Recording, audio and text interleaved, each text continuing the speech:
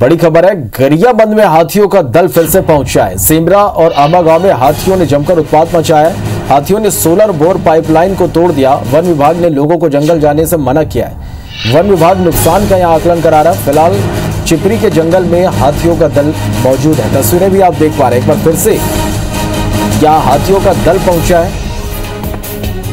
फारूक हमारे संवाददाता phone line पर जुड़े हैं। फारूक, गरियाबंद में एक बार फिर से हाथियों का दल पहुंच गया है। जी, बीती रात जो है फिर से हाथियों का दल पहुंचा। मंत्री होते हुए ये गरियाबंद क्षेत्र में प्रवेश किया है, जिसकी संख्या दर्जनों में है। बीती रात तक लगभग 3 बजे गांव में पहुंचने के बाद में 2 झोपड़ियों को उन्होंने नुकसान पहुंचाया है, जिनमें मिल का कुछ आरा मिल, उसका चावल दाल का मिल का वो था, उसको नुकसान पहुंचाया है और घरों को नुकसान पहुंचाया है। लोगों के बीच में दहशत है। वन विभाग के लोग वहां पहुंच चुके हैं। वन विभाग पहुंच करके गांव गांव में मुनादी करा रहे हैं कि जंगल की ओर ना जाए, हाथियों से दूर रहें। इस मुनादी के बाद में क्षेत्र में और दहशत बढ़ गया है। कुल मिलाकर मैं ये कहना चाहूंगा कि हाथियों का दल तीसरे बार इस क्षेत्र में पहुंच रहा है, जिसके चलते लोगों में फिक्र बढ़ गया है हाथियों को लेकर के। वहीं वन विभाग भी चिंतित है इन हाथियों को लेकर के कि इन्हें कैसा दूर करें, क्योंकि ग्रामीणों के बीच में यह शंका बराबर बनी हुई है, कहीं इनके हरकतों से ग्रामीणों को नुकसान ना हो जाए, और ये भी शंका बनी हुई है कि ग्रामीणों की हरकत से हाथी को भी नुकसान ना हो जाए। इस बीच में स्थिति ये हो गई है कि हाथियों को कैसे बाहर निकालें, इसे लेकर वन विभाग चिंतित है।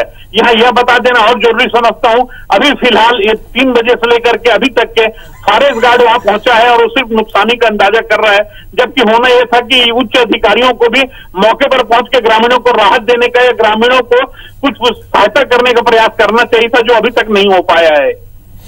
फारूक, जिस तरह से लगातार हम देख पा रहे हैं कि इन इलाकों में हाथियों का आतंक देखा जाता है, बड़ी संख्या में यहाँ पर हाथियों का दल पहुंचता है, जमकर उत्पात मचाते हैं, यहाँ लाखों का नुकसान भी होता है, ग्रामीण दहशत में भी रहते हैं। आखिर क्यों प्रशासन की ओर से, वन विभाग की ओर से ये पहल नहीं की जा रही है कि हाथियों को कम से कम गाँव के भीतर आने से रोका जाए?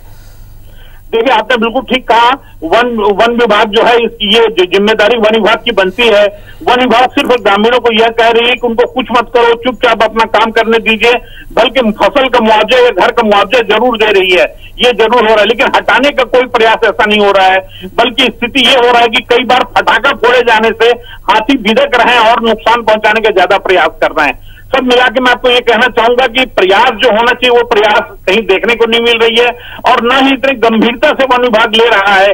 अब ये समझ से परे कि ऐसा क्यों हो रहा है, क्यों कर रहे हैं। शायद उनका मकसद ये भी है कि इन जानवरों को ना छेड़ा जाए या उनको ना वो किया जाए, इसलिए भी इसको हटाने का प्रयास नहीं कर रहे हैं। मैं यहाँ यह बता देना और जरूरी समझता हूँ कि अब तक लगभग 2 से 3 लोगों के क्षेत्र में जान ले चुका है हाथी। वहीं एक हाथी की मौत करंट लगने से भी हो गई है, एक बच्चे की भी मौत हो गई है, हाथी के बच्चे की।